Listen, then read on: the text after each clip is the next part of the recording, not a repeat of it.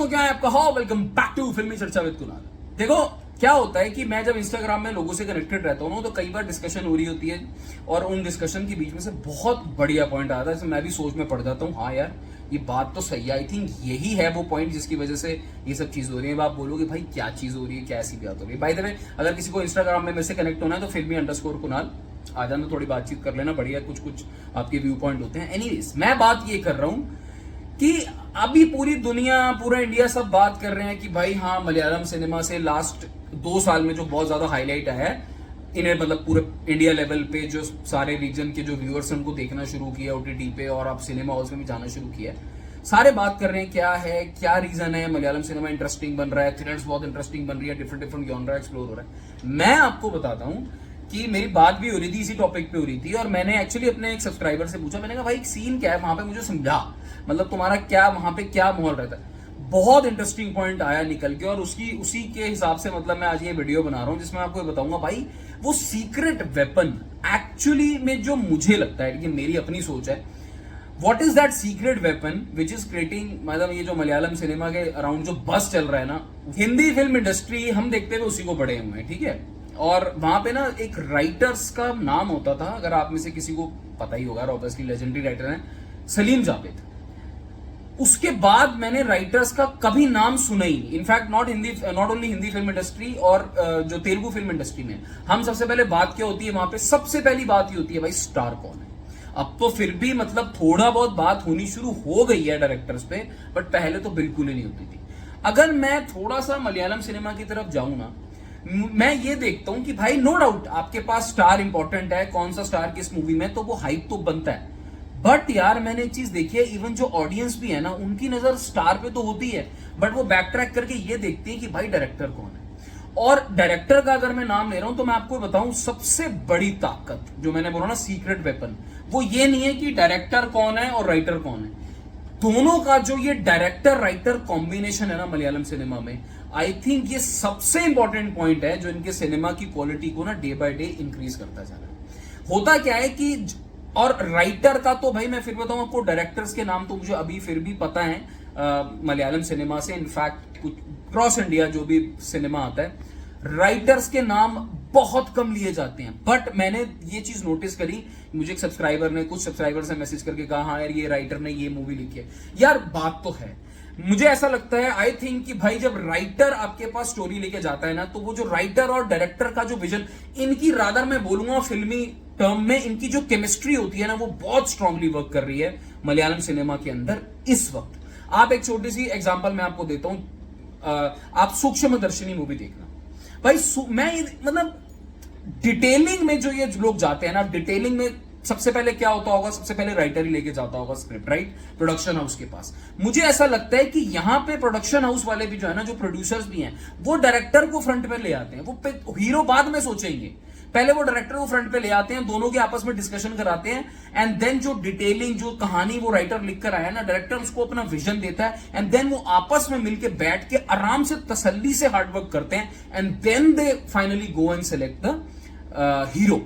अब मैं ये बात क्यों कह रहा हूं, ऐसा नहीं है कि वाइस वर्सा नहीं हो सकता, किसी हीरो के दिमाग में कोई विजन आया तो बोलता है चलो प्रोजेक्ट बना रहे हैं, ऐसा मैं बिल्कुल नहीं कह रहा हूं। मेरा पॉइंट ये है, अगर मैं लेटेस्ट लोका चैप्टर 1 भी उठा लूं यार, इसमें देखो जो टोविनो थॉमस साहब का जो कैमियो है, उनका कैमियो जरूरी नहीं है कि बहुत हीरोइक दिखाया जाएगा। वो कैमियो ऐसा लगता है कि वर्कड आउट करके कैमियो, या इवन जो लास्ट में भी आता है डलकर सलमान साहब का कैमियो, वो कैमियो ये लोग सब छोटे छोटे रोल प्ले करने के लिए भी रेडी हैं। तो यहां से एक चीज निकलती भी आती है कि ये एक्टर्स डोमिनेटिंग ना, ये जो जब टेक्निकली बात कर रहे होते हैं तो वो सारा जो इन्फ्लुएंस है वो सिर्फ एक्टर्स या सुपरस्टार्स का नहीं होता, ये लोग छोड़ देते हैं अपने डायरेक्टर राइटर। मैंने सूक्ष्मदर्शिनी का एग्जांपल दिया, आप डिटेलिंग देखो, अगर कार में फर्स्ट सीन में वो डेंट भी दिखाया है ना, जिसने नहीं देखी देखना, बहुत फैंटास्टिक मूवी है बेसिल जोसेफ साहब की। कार का डेंट का सीन वो कैसे लास्ट में जाके कवर करते हैं, Kishkindha Kaandam, what a fantastic detailing. I personally मेरा ही ओपिनियन है कि बिकॉज अब कभी भी देखना, जो ड्रामा पार्ट बिल्ड होता है ना, मैं बहुत सारी मूवीज में कॉमन पॉइंट ऑब्जर्व मैंने किया है, and I think this was the same discussion I was having with one of my very good technical subscriber yesterday, कि वो रश अप नहीं करते हैं मास दिखाने के लिए। अगर उनको कोई मास सीन दिखाना भी है ना किसी सुपरस्टार के साथ या किसी एक्टर के साथ, आपको वो टाइम फर्स्ट हाफ पूरा बिल्डअप में जाएगा। लोका चैप्टर 1 में, पता है लोका चैप्टर 1 लोगों को इतनी पसंद क्यों आ रही है? मैं शुरू से ही बात कह रहा हूं, it is not because of VFX या सुपर हीरो फिल्म आ गई है या कुछ ऐसा। मुझे ऐसा लगता है कि जो स्टोरी उन्होंने फर्स्ट हाफ में बिल्ड करी है ना, चाहे वो फ्लैशबैक के सीन हो या किस तरीके से वो लड़की बैंगलोर आ रही है, वो जो सेटअप है ना, वो एक माहौल बना देता है। And this is actually the power of writer. भाई मेरे को आज बोलने में सच में मैं कन्फेशन करना चाहता हूं that I don't know name. मुझे राइटर तो डायरेक्टर तो फिर भी पता है, मलयालम सिनेमा के जीतू जोसेफ साहब होगा, काफी सारे डायरेक्टर का, जीतू माधवन। राइटर का नहीं पता। तो मेरा अगला काम तो यही होगा, जिस मूवी का मैं रिव्यू करूंगा, रिएक्शन दूंगा, सबसे पहले मैं राइटर चेक करूंगा। And one more important point यहां पे जो मैंने ये भी चीज देखी है कि राइटर्स एंड डायरेक्टर्स वो लोग होते हैं जो टेक्निकली पहले या तो एडिटिंग में, टेक्निकल जो मूवीज होती है उसमें टेक्निकल डिपार्टमेंट में ये लोग इन्वॉल्व होते हैं। फॉर एग्जाम्पल एक चमन चाकू, ये एडिटर है, then he is writer and then he is came into direction also. I think ये बहुत बिगेस्ट प्लस पॉइंट है, बहुत बिगेस्ट प्लस पॉइंट है।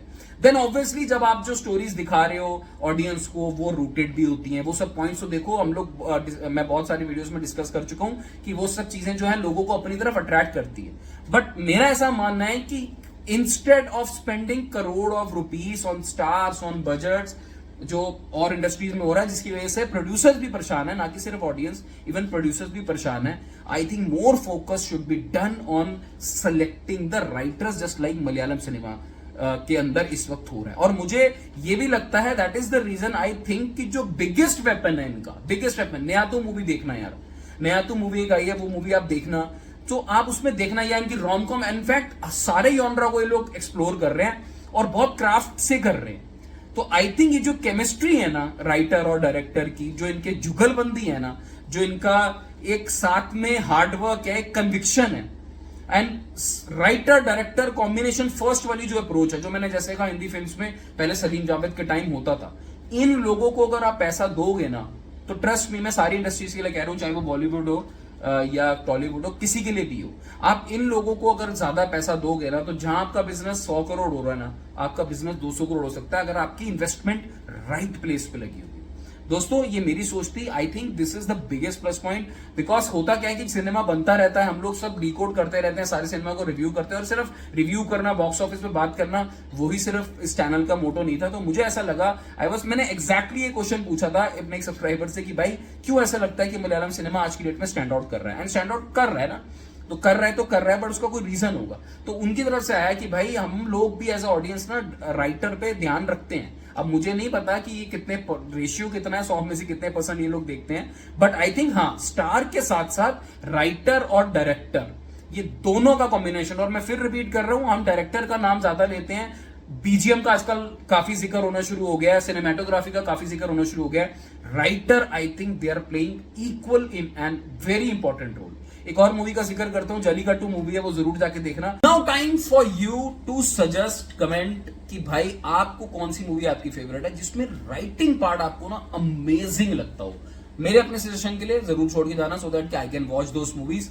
एंड वीडियो ठीक ठाक लगती हो तो भाई सब्सक्राइब कर दिया करो। थोड़ा कमेंट सेक्शन, हाँ कमेंट्स आप करते हो, बहुत बढ़िया लगता है। वो थोड़ा कॉन्वर्सेशन में नहीं तो ऐसा मोनोलॉग टाइप लगता है यार, मैं आऊंगा वीडियो में बोल दो चले जाते हो। आप लोग कमेंट करते हो, थोड़ा मुझे आइडियाज भी मिलते हैं, कुछ इन्फॉर्मेशन भी मिलती है जो बहुत इंटरेस्टिंग होती है। और अच्छी लगे तो लाइक कर देना, वैसे अगर ना अच्छी लगे तो आप डिसलाइक भी कर सकते हो, दैट्स योर चॉइस, उस पर मैं कुछ नहीं कर सकता। Take care, bye.